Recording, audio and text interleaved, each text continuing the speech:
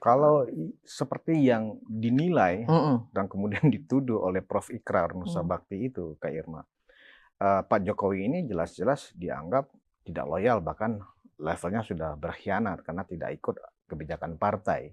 Dan kemudian itu kemudian diamplifikasi terus kemana-mana bahwa Pak Jokowi memang seorang pengkhianat. Bahkan ketika kedatangan Pak Jokowi kemarin ke kediaman Presiden Prabowo, entah dalam rangka silaturahmi dan Mhm. seterusnya, itu pun di-framing, diingatkan kepada Presiden Prabowo untuk tidak menerima pengkhianat di Gerindra, kan begitu. Nah, atas sikap seperti ini bagaimana pandangan Kak Irma? Saya juga bisa bilang ya, Mhm. saya juga bisa bilang atau masyarakat juga bisa bilang, Pak Ikrar Nusa Bakti juga mengkhianati Pak Jokowi loh, kan gitu ya. Oh ya? Karena beliau jadi duta besar itu kan juga karena Pak Jokowi.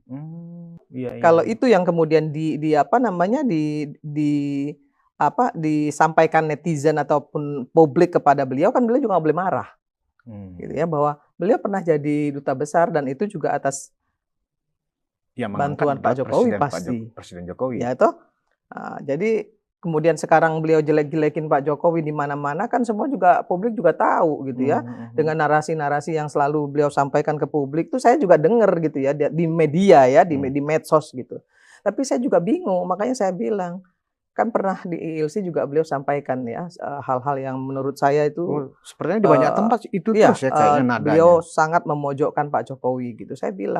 Dia bilang baru sadar bahwa Pak Jokowi begini begini begini. Loh, seorang profesor ya kan, dulu waktu jadi duta besar kemana aja, kok baru sekarang setelah Pak Jokowi ninggalin, partainya gitu ya, kemudian dia baru ngomong-ngomong ke sana kemari macam-macam. Jadi menurut saya seorang akademisi sekelas beliau itu nggak pantas juga bicara seperti itu gitu ya.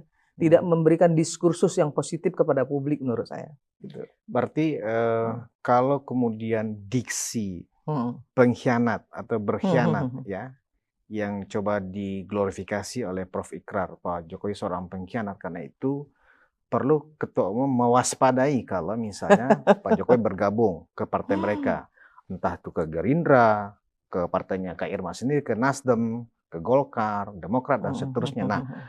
diksi berkhianat yang disampaikan oleh Prof. Ikrar ini kira-kira mengganggu para ketum partai nggak untuk memberikan posisi terhormat, manakala Pak Jokowi memilih misalnya ke Nasdem, anggap begitu, karena saya ada bersama Kak Irma nih sekarang. Saya kira enggak lah ya, Enggak ya? enggak lah. Politik itu dinamis. Apa yang melatar belakangi, ketum-ketum partai ini tidak terganggu dengan framing yang dilakukan, tokoh-tokoh atau akademisi seperti Prof. Ikrar dengan diksi berkhianat itu, Kak Irma? Pertimbangannya apa?